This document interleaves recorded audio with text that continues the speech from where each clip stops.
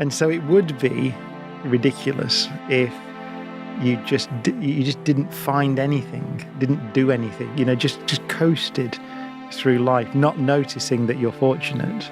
In a very profound sense, by the way. I mean, we know almost, we know a lot, but then almost nothing as well, simultaneously.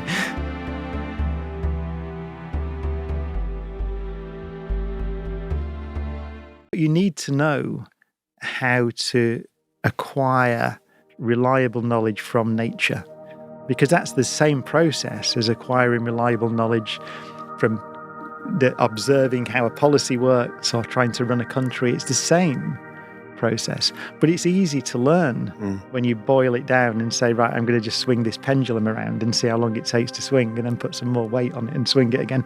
That's how you learn those important skills. So we need to be better at asking questions rather than answering questions. Yeah, I think, we have to be less confident in our answers and better at asking. Let's take your world, for example, right? How much do you think we don't know about what's around us? I mean, we know almost, we know a lot, but then almost nothing as well, simultaneously. And then if you've got a pair of binoculars, you'll search around and you'll see this misty patch. And it's wonderful because that's the most distant thing you can see without a telescope. And it's 2 million light years away, which means the light took 2 million years to reach your eye from that galaxy. So that means it began its journey before we had evolved on Earth, right? The human Homo sapiens are not that old, right? 2 million years.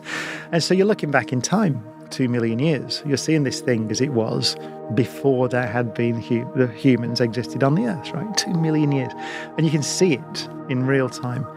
So what the Webb Space Telescope can do is look so far out to such distant galaxies that you're seeing the first galaxies form in the universe. And that's what it was designed to do. And the reason we want to do that is because we don't really understand how they form, right? We're interested. How far away is that light? Well, that's over 13 billion years of light travel time. Wow. So we're talking, and the universe is 13.8 billion years since the Big Bang, right? So we're talking about seeing the first galaxies form in the universe and taking pictures of it. And not surprisingly, it's not quite as we expected. The reason we built this big thing and sent it out to make those observations is because we weren't sure that we had it right. We probably won't have it right because we hadn't seen it before. And there is indeed something interesting, and it could be profound, or it could be a little twiddle to our model, and we're not quite sure yet.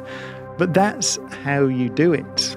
We were never going to be right. I mean, there are deep questions. Are we alone in the universe? I mean, probably not. You'd guess there are 2 trillion galaxies in the observable universe, right? So you would expect not. If someone says, well, I found this thing at the bottom of the sea and I think it's really weird, then the correct thing to do is go, okay, we'll put it in a lab and get an electron microscope and prod it around and find out just how weird it is. And nature, Feynman again said, the thing to remember is nature does not care at all what you think. Nature just doesn't. It doesn't matter who you are or how famous you are, any letters you've got before or after your name, whatever. It doesn't matter. Nature just is. What is it that keeps you humble to be able to accept these diverse views? But for me, I think this might sound great, it's nature, right? In the sense that we talked about the transferable skill of science. And because I spent most of my time actually learning how to be a research scientist, you're just wrong all the time. So it's practice, actually. Feynman, again, I keep going back to Feynman. He was wonderful. He's a great philosopher, although he hated philosophy. Well, he acted as though he hated philosophy, right? But he said that. He said scientists have a very great experience with being wrong. And that's probably the transferable skill. Because it goes back to this thing, you can't argue with let's say you're trying to understand how a star works. Yep. And you go, I think it works like this. And then you look at the star and the star doesn't work like that. You can't start shouting at a star, can you? Because it's bigger than you and you're not going to win the argument. You never win an argument with nature. This idea that it is so unlikely. First of all, it's unlikely that you exist, which is a big point and it's kind of obvious. But secondly, it's quite unlikely that you exist in a time and in a place where you can actually, in his case, spend the time learning how to play guitar, if that's what you want to do. It's an astonishing, it's an astonishing piece of luck and so it would be ridiculous if you just didn't find anything, didn't do anything, just coasted through life, not noticing that you're fortunate. In a very profound sense, by the way, that if we're talking about the meaning of it all, as we talked about earlier, what does it mean to be a human in this universe? Well, meaning is a property of intelligence, I think. So clearly the universe means something to us. So meaning exists here.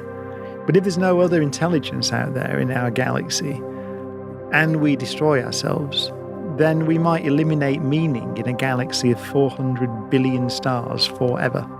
That's what we might do. So consider that, world leaders. You have potentially a galactic-size responsibility to maintain meaning in a galaxy. It's one of my favorite quotes, and I do it in my live show, actually. It's an Einstein quote.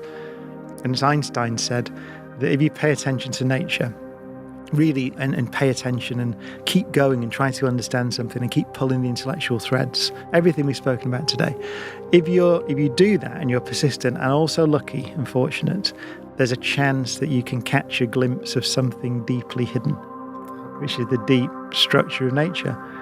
But it applies across all disciplines, something deeply hidden. That's what everyone's looking for.